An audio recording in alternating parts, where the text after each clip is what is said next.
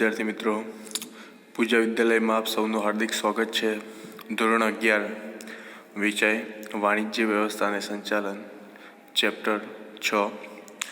વિદ્યાર્થી મિત્રો, આપણે અગાઉ કંપનીની લાક્ષણિકતા અને મહત્વ વિશે અભ્યાસ કર્યો હતો.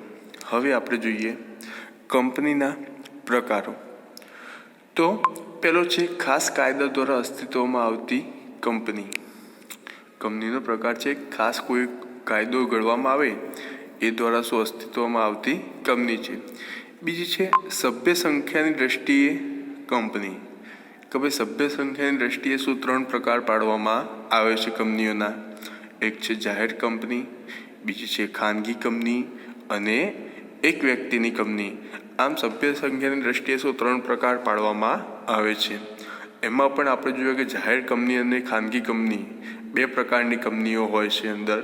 કે ભાઈ શેર મૂડીથી મર્યાદિત જવાબદારી હોય છે, બીજું છે બાહેધરીથી મર્યાદિત હોય છે અને અમર્યાદિત હોય છે. કે ભાઈ એમના જવાબદારી મર્યાદિત હોય છે, કાં તો બાહેધરી આપી હોય એટલા પૂરતી જ મર્યાદિત હોય છે, કાં તો જવાબદારી અમર્યાદિત હોઈ શકે છે જાહેર કંપનીઓમાં. ખાનગી કંપનીઓમાં પણ સેમ ટુ સેમ એ રીતે કે ભાઈ જવાબદારી મર્યાદિત પણ હોઈ શકે છે, અમર્યાદિત પણ હોઈ શકે છે અને બાહેધરીથી મર્યાદિત પણ હોઈ શકે છે. આવું ક્યાં જણાવેલું હોય? જ્યારે કંપની જ્યારે નોંધણી કરવામાં આવે ત્યારે આવેદનપત્રમાં જણાવેલું હોય છે કે ભાઈ જાહેર કંપની છે તો મર્યાદિત જવાબદારીવાળી કંપની છે, બાહેધરીથી મર્યાદિત જવાબદારીવાળી કંપની છે કે ભાઈ અમર્યાદિતવાળી જવાબદારીવાળી કંપની છે. પોતાના આવેદનપત્ર રજૂ કરેલું હોય એમાં દર્શાવેલું જ હોય છે. એના પછી આપણે જોઈએ વિદ્યાર્થી મિત્રો વર્ચસ્વની દ્રષ્ટિએ કંપનીના પ્રકાર. કે ભાઈ એક તો સરકારી કંપની હોય વર્ચસ્વની દ્રષ્ટિએ, બીજી છે શાસક કંપની અને ત્રીજી છે ગૌણ કંપની. એના પછી આપણે જોઈએ નોંધણીના સ્થાનની દ્રષ્ટિએ આપણે જોઈએ કે કંપનીના પ્રકારો. તો એમાં આપણે જોઈએ ભારતીય કંપની અને વિદેશી કંપની. તો આ બધા પ્રકારો વિદ્યાર્થી મિત્રો આપણે ડિટેલમાં એનો અભ્યાસ કરીએ. તો પહેલું છે ખાસ કાયદા દ્વારા અસ્તિત્વમાં આવતી કંપની. કે ભાઈ ખાસ કાયદો ક્યારે ઘડવામાં આવે, ક્યાં ઘડવામાં આવે? કે ભાઈ આપણે જોઈએ કે ભાઈ ભારત દેશનું જે સંસદ છે અથવા વિધાનસભામાં ખાસ કાયદો પસાર કરી અને અસ્તિત્વમાં આવતી કંપની, બરાબર. ખાસ કાયદો પસાર કરવામાં આવે અને એ દ્વારા શું અસ્તિત્વમાં આવતી કંપની એટલે કે ખાસ કાયદો દ્વારા અસ્તિત્વમાં આવતી કંપની. તો એવી કઈ કઈ કંપનીઓ જોવા મળે છે? જેમ કે આપણે જોઈએ કે ભાઈ reserve bank of India, LIC life insurance corporation of India. આ બધી શું ખાસ કાયદા દ્વારા શું અસ્તિત્વમાં આવેલી કંપની છે. એના પછી આપણે જોઈએ સભ્ય સંખ્યાની દ્રષ્ટિએ. તો વિદ્યાર્થી મિત્રો 3 પ્રકાર પડતા હતા: જાહેર કંપની, ખાનગી કંપની અને એક વ્યક્તિની કંપની. તો એમાં આપણે સૌપ્રથમ જોઈએ કે જાહેર કંપની. તો જાહેર કંપની શું છે? કે ભાઈ કંપની ધારા અનુસાર જે કંપની ખાનગી કંપની નથી એ કંપની કેવી છે? જાહેર કંપની છે. જે કંપની ખાનગી ના હોય તો સપોઝ કે એ કેવી કંપની કહેવાય? જાહેર કંપની કહેવાય. એટલે કે જેમાં ઓછામાં ઓછા કેટલા સભ્યો હોવા જોઈએ? 7 સભ્યો જરૂરી હોવા જોઈએ. કે જ્યારે જાહેર કંપનીની સ્થાપના કરવા જઈએ તો ઓછામાં ઓછા 7 સભ્યો તો હોવા જ જોઈએ. અને વધુમાં વધુ સભ્ય સંખ્યા ઉપર કોઈ નિયંત્રણ હોતું નથી. વધુમાં વધુ તમે 500 પણ રાખી શકો, 5000 પણ રાખી શકો, 10,000 પણ રાખી શકો. એટલે કે વધુમાં વધુ સભ્ય સંખ્યા ઉપર કોઈ મર્યાદિત નથી. પ્લસ આ કંપની તેના શેર અને ડિબેન્ચર ખરીદવા માટે શું જાહેર જનતાને આમંત્રણ આપી શકે છે. કે ભાઈ જ્યારે કંપની જ્યારે બહાર પાડે શેર તો જાહેર જનતાને શું વિજ્ઞાપન પત્ર દ્વારા આમંત્રણ આપી શકે છે. પ્લસ જે વ્યક્તિએ શેર ખરીદ્યા, જે સભ્યોએ શેર ખરીદ્યા છે એને શેર વેચવા હોય એટલે કે શેરની ફેરબદલી ઉપર નિયંત્રણ હોતું નથી. સ્વતંત્ર રીતે પોતાના શેર વેચી પણ શકે છે. પ્લસ આપણે જોઈએ કે જાહેર કંપની છે તો એમાં સભ્યોની જવાબદારીની દ્રષ્ટિએ શું 3 પ્રકાર પડે છે. કે ભાઈ સભ્યોની જવાબદારી કેવી હોય? કે ભાઈ જે સભ્ય બન્યા છે કંપનીના, જેને શેર ખરીદ્યા છે એની જવાબદારી કેવી હોય? તો એ પ્રકારે શું 3 પ્રકાર પડે છે. સભ્ય સંખ્યાની દ્રષ્ટિએ, સભ્યોની જવાબદારીની દ્રષ્ટિએ શું 3 પ્રકાર પાડવામાં આવે છે. તો એમાં પહેલું જોઈએ કે ભાઈ શેર મૂડીથી મર્યાદિત જવાબદારીવાળી કંપની. કે ભાઈ કંપનીના સભ્યોની જવાબદારી તેમને કંપનીના ખરીદેલા શેરની દાર્શનિક કિંમત પૂરતી જ મર્યાદિત હોય છે કે ભાઈ જેટલા શેર ખરીદે એટલી કિંમત પૂરતી જ એમની જવાબદારી હોય છે. એટલે વધારે નુકસાન થાય તો એને પોતાની અંગત મિલકત વેચીને પૈસા આપવા પડતા નથી. જેટલા શેર ખરીદે એટલી પૂરતી જ એમની જવાબદારી હોય છે. પ્લસ આ કંપની છે શેરથી મર્યાદિત જવાબદારીવાળી કંપની છે તેમના નામના છેડે બરાબર એમના નામના છેડે કયો શબ્દ ઉપયોગ કરવામાં આવે છે? લિમિટેડ શબ્દનો ઉપયોગ કરવામાં આવે છે. હવે આપણે જોઈએ કે ભાઈ બીજો પ્રકાર એમાં પણ કે ભાઈ બાહેધરીથી મર્યાદિત જવાબદારીવાળી કંપની કે ભાઈ કંપનીના સભ્યોની જવાબદારી શું? તેમને આપેલી બાહેધરીની રકમ પૂરતી જ મર્યાદિત હોય છે. કે ભાઈ સભ્યોએ આપ્યું હોય કે ભાઈ મારી જવાબદારી 5,000 સુધી, 10,000 સુધી, 15,000 સુધી બરાબર રકમ નક્કી કરેલી હોય કે ભાઈ વધારેમાં વધારે નુકસાન થશે તો હું 10,000 સુધી આપી શકીશ, 50,000 સુધી આપી શકીશ, 20,000 આપી શકીશ બરાબર. એટલી રકમ મર્યાદા બાહેધરી આપી હોય એટલી પૂરતી જ એમની જવાબદારી રહેતી હોય છે. બાહેધરીની રકમ પૂરતી જ એમની જવાબદારી રહેતી હોય છે. એટલે કે કંપનીના વિસર્જનના સંજોગોમાં સભ્યોએ આપેલી બાહેધરીની જ રકમ ચૂકવવી પડતી હોય છે. વધારાની રકમ એના ઉપરની રકમ ચૂકવવી પડતી નથી. એના પછી આપણે જોઈએ અમર્યાદિત જવાબદારીવાળી કંપની. તો આ પ્રકારની કંપનીને આપણે જોઈએ કે સભ્યોની જવાબદારી કેવી હોય છે? અમર્યાદિત હોય છે. જેમ કે અગાઉ પણ આપણે ધંધાકીય વ્યવસ્થાના સ્વરૂપો ભણી ગયા. વૈયક્તિક માલિકી, ભાગીદારી પેઢી, એચયુએફ પેઢી બરાબર. તો એમાં જે માલિક છે તો એમની જવાબદારી કેવી હોય છે? અમર્યાદિત જવાબદારી હોય છે.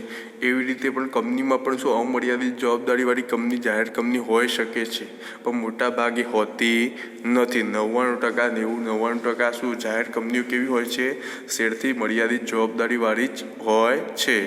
ભાગ્યે જ અમર્યાદિત જવાબદારીવાળી કંપનીઓ જોવા મળે છે.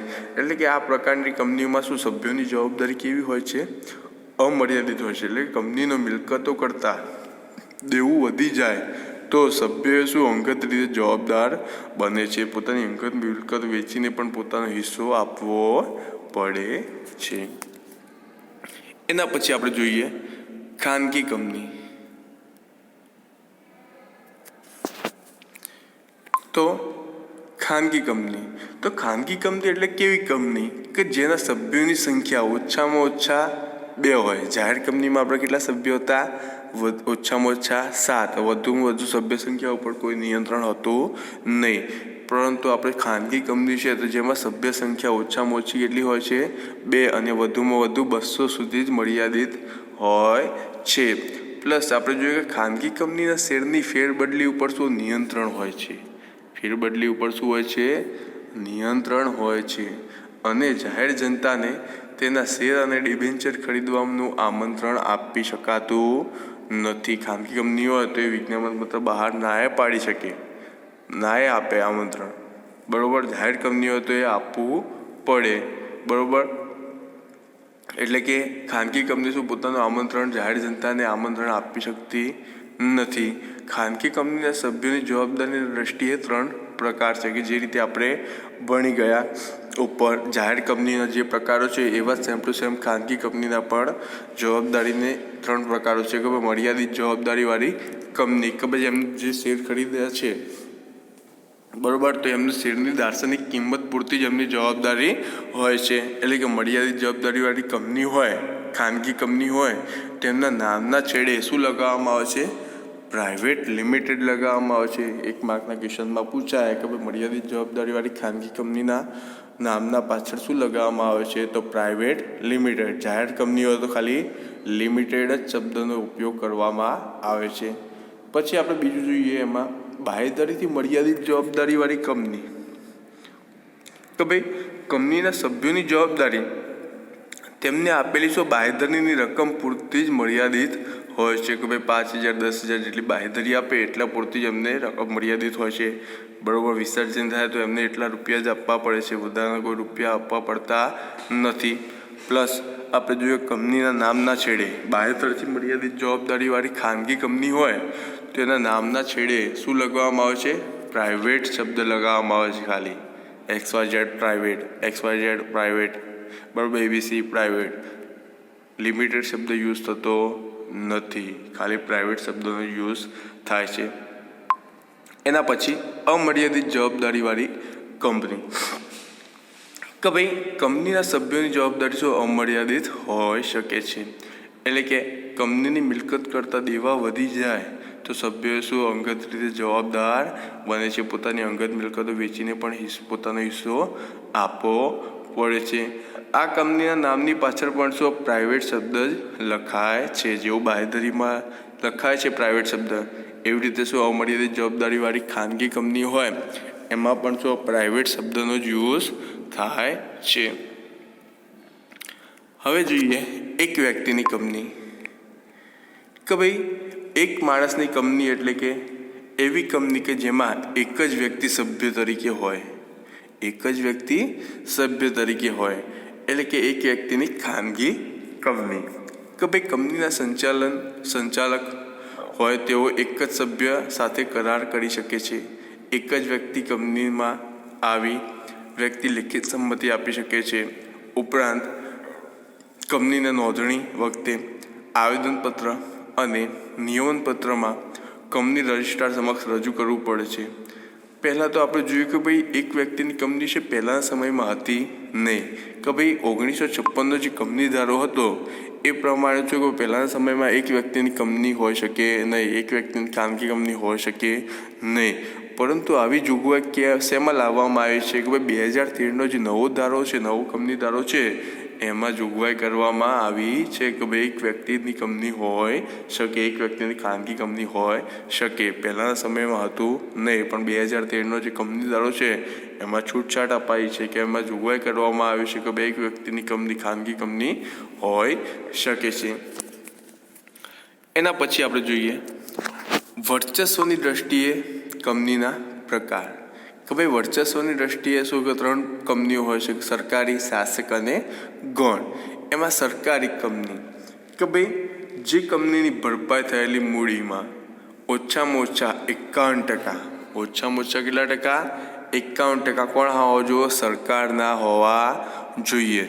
સરકાર એટલે કે ભાઈ 51% ઉપર કેન્દ્ર સરકારના હોય, 51% ઓછામાં ઓછા 51% રાજ્ય સરકારના હોય, કાં તો કેન્દ્ર સરકારના હોય, કાં તો રાજ્ય સરકારના હોય, કાં તો એકથી વધુ રાજ્ય સરકારના હોય, જેમ કે ગુજરાત છે, મહારાષ્ટ્ર છે, બંને ભેગા થઈને 51% રોક્યા હોય, બરાબર.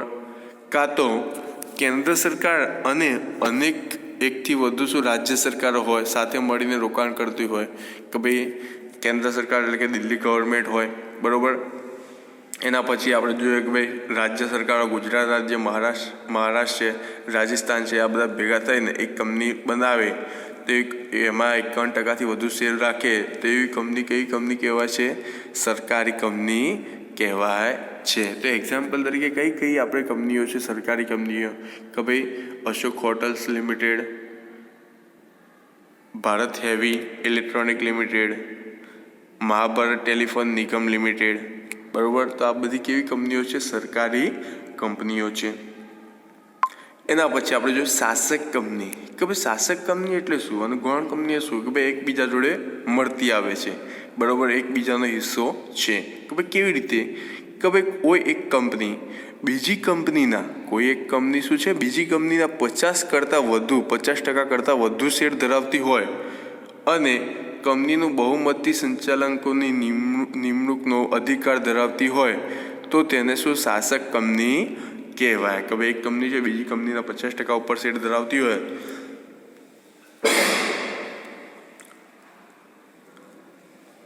અને બહુમતી નિમવાનો અધિકાર પણ એના જોડે હોય, સંચાલકો નિમવાનો અધિકાર પણ એના જોડે હોય તો એવી કંપનીને આપણે શું શાસક કંપની કહીએ છીએ. એના પછી આપણે જોઈએ ગૌણ કંપની. ગૌણ કંપની એટલે કેવી કંપની? કે ભાઈ એવી કંપની કે જે કંપનીના 50%થી વધુ શેર શાસક કંપની ધરાવતી હોય, બીજી કોઈ કંપની આપણા શેર ધરાવતી હોય, બરાબર. અને જે કંપનીમાં શું બહુમતી સંચાલકોની નિમણૂક કરવાનો અધિકાર શાસક કંપની જોડે હોય. ગૌણ કંપની જોડે કંઈ હોતો નથી, કોઈ અધિકાર હોતો નથી, કારણ કે પોતાના 50% ઉપર શેર તો બીજી કોઈ કંપની ધરાવે છે, એટલે સંચાલકો નિમવાનો અધિકાર પણ બીજા કંપનીનો જ હોય છે. એટલે કે એને કેવી કંપની કહીશું? ગૌણ કંપની કહીશું. એના પછી આપણે જોઈએ નોંધણીની દ્રષ્ટિએ કે ભાઈ પહેલો પ્રકાર છે ભારતીય કંપની, કે ભાઈ જે કંપનીની નોંધણી ભારતમાં અને ભારતીય કંપની ધારા હેઠળ કે સાંસદે પસાર કરેલા ખાસ કાયદા હેઠળ થઈ હોય તેવી કંપનીને કેવી કંપની કહીએ છીએ? ભારતીય કંપની. કે ભાઈ ભારતમાં નોંધણી થઈ છે અને ભારતીય કંપની ધારા હેઠળ કાં તો સાંસદમાં પસાર થયેલો ખાસ કાયદા હેઠળ થઈ છે તેવી કંપનીને આપણે કેવી કંપની કહીશું? ભારતીય કંપની. હવે ભારતીય કંપની જાહેર કંપની, ખાનગી કંપની કાં તો સરકારી કંપની હોઈ શકે છે. એના પછી આપણે જોઈએ વિદેશી કંપની, કે ભાઈ જે કંપનીની નોંધણી ભારત બહાર થઈ હોય અને જેની રજિસ્ટર ઓફિસ ભારતમાં ન હોય અને તેનું ધંધાનું સ્તર ભારતમાં હોય તો તેવી કંપનીને આપણે કેવી કંપની કહીએ છીએ? વિદેશી કંપની. કે ભાઈ નોંધણી બહાર થઈ છે, ભારત બહાર થઈ છે, એની મેન ઓફિસ, રજિસ્ટર ઓફિસ પણ ભારતમાં નથી, એટલે કે અને ભારતમાં ધંધો કરે છે તો એવી કંપનીને આપણે કેવી કંપની કહીશું? વિદેશી કંપનીઓ કહીશું.